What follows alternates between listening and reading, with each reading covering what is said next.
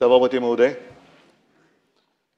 आज आपल्या या सभागृहाचे विरोधी पक्ष नेते आणि माझे सहकारी अंबादास दानवे आपल्या कारकिर्दीची पहिली या सभागृहातली टर्म पूर्ण करतात. मी निवृत्त होतात बोलत नाही, ते पूर्ण करतात. पूर्ण करताना अंबादास तुम्ही जरा जोरात मी पुन्हा येईन बोला, कारण त्याला एक महत्व आहे आणि आहे त्याच पक्षातनं. मला अंबादासजींचं कौतुक ऐकायला फार बरं वाटलं, कारण काही जण असे आहेत की आज कौतुक करत जरी असले तरी जेव्हा मी अंबादासना उमेदवारी दिली तेव्हा जरा त्यांचे चेहरे वेगळे होते.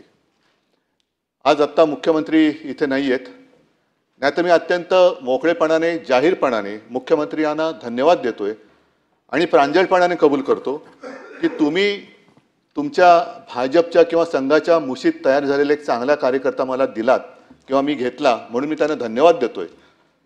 आता हे धन्यवाद जसे मी त्यांना देतोय तसे ते मला धन्यवाद देऊ शकतील की नाही, कारण माझ्याकडनं जे त्यांनी घेतलेत त्यांना आज सकाळी अंबादासजीने एक जे आंदोलन केलं ती भेटवस्तू द्यायची आहे, तो भाग वेगळा.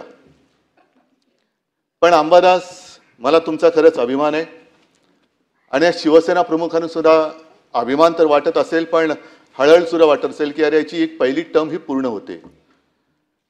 साहजिकच आहे, आपण किती शिकलो त्यापेक्षा काय शिकलो आणि त्याचा उपयोग हा जनमानसासाठी काय करून देतो आहोत हा एक प्रश्न आहे. परं येतात आणि परं जातात, पण शेवटी जनतेच्या मनामध्ये आपली प्रतिमा काय म्हणून राहते हे आपल्या आयुष्याचं फलित असतं. अनेक जण धडपडत असतात की मला पद मिळालं पाहिजे, माझं पद टिकलं पाहिजे.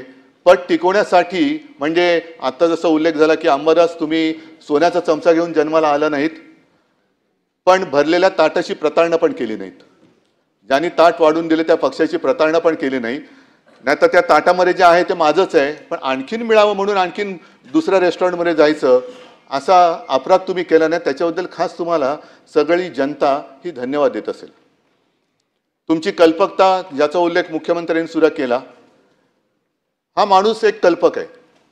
म्हणजे साधा शिवसैनिक असल्यापासून मी त्यांच्याकडे बघतो आहे, काही ना काहीतरी करत असतात आणि अभिनव पद्धतीने करतात. आणि मला आज आठवण येते ती शिवसेना प्रमुखांची, कारण त्यांनी ज्या काही गोष्टी मला सांगितल्या त्याच्यात एक गोष्ट मुद्दामून सांगितली की उद्धव, मुख्यमंत्रीपद हे महत्त्वाचं असतंच, पण विरोधी पक्षनेता हे पद तेवढ्याच तोलामोलाचं किंवा काकणभर जास्त जबाबदारीचं असतं. आणि विरोधी पक्षनेता हा आक्रमक असला पाहिजे, पण आक्रस्ताळा असता कामा नये. आपल्याकडे अनेकदा ती जी एक सीमारेषा असते, आक्रमकपणा आणि आक्रस्ताळेपणा ही पुसली जाते आणि आपण जे काय करतोय त्याला आपण आक्रमकपणा म्हणतो, जो प्रत्यक्षात आक्रस्ताळपणा असतो. या सभागृहामध्ये अनेकदा उल्लेख केला की खूप विचारवंत व्यक्ती ज्यांनी विरोधी पक्षनेतेपद भूषवलेलं आहे आणि त्या परंपरेमध्ये अंबादास तुम्ही सुद्धा, म्हणजे तुम्हाला आपल्या लोकांनी आठवण करून द्यावी लागत नाही की मी पण होतो. तुमचं नाव हे विरोधी पक्षनेता म्हणून कधी कोणाला विचारलं तरी ते पटकन सांगतील की अंबादास दानवे सुद्धा या सभागृहाचे एक उत्तम यशस्वी सभागृह किंवा विरोधी पक्षनेता राहिलेले आहेत. आता विरोधी पक्षनेता मला आज आणखीन एक आठवण येते.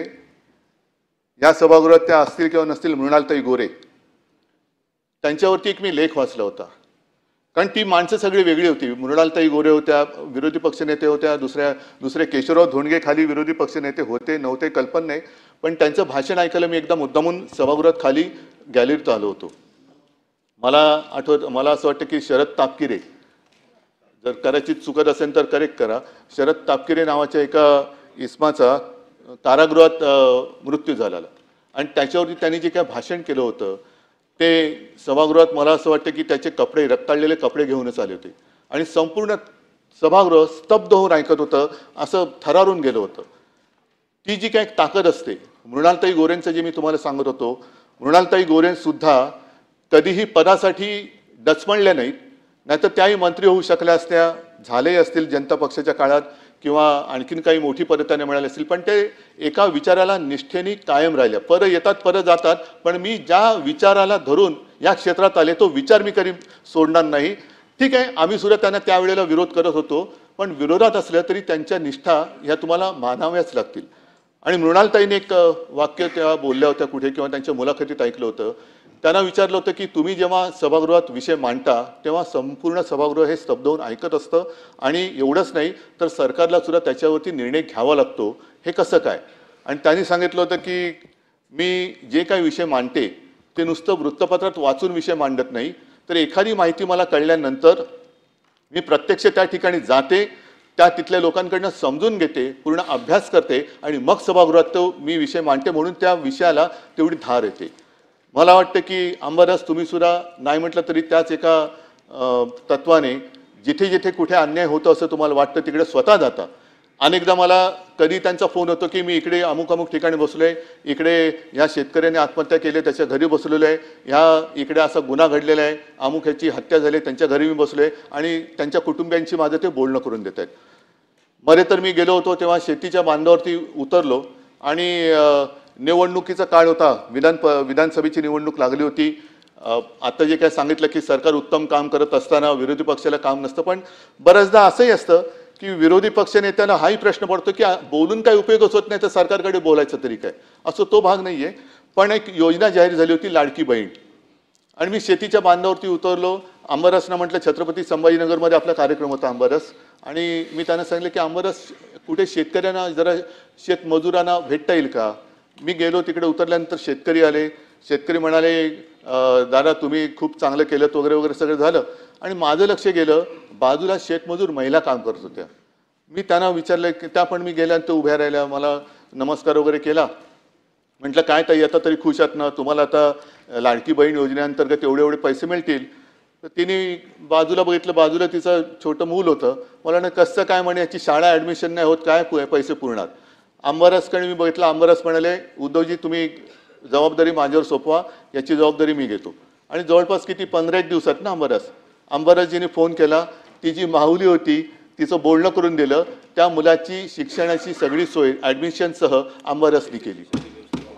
आणि एवढंच नाही तर मी त्याच्यानंतर जेव्हा संभाजीनगरला गेलो तेव्हा ती आई तिच्या मुलासह व्यवस्थित कपडे करून मला धन्यवाद द्यायला आली होती. म्हणजे थोडक्यात काय की आपण बोलत खूप असतो, पण बोलल्यानंतर कृतीमध्ये ते उतरावं लागतं. आता गेल्या आठवड्यामध्ये अंबादास घरी आले होते. त्यांना म्हटलं की अंबादास आता तुमची मुदत संपते आणि मी तर आत्ता तरी काय तुम्हाला देऊ शकत नाही, मग काय करणार? ते म्हणाले दिलं तेवढं खूप आहे आणि मी काय घेण्यासाठी आलोच नाही. म्हणजे ही व्यक्ती अशी, मला अगदी उघडपणाने सांगावं लागेल की कधीही कोणतेही पद मागायला आणि पद टिकवण्यासाठी धडपड करायला माझ्याकडे आली नाही. असा हा शिवसैनिक आहे, आणि असा हा शिवसैनिक आज त्याची या सभागृहातली पहिली कारकीर्द पूर्ण करतो, यशस्वीपणाने पूर्ण करतो आहे. आणि मला खात्री आहे आपण कशासाठी नुसतं पदासाठी काम करत असेल तर मग पावसाळा आहेच, उद्या कोणी कुठे कशाही मारू शकतं.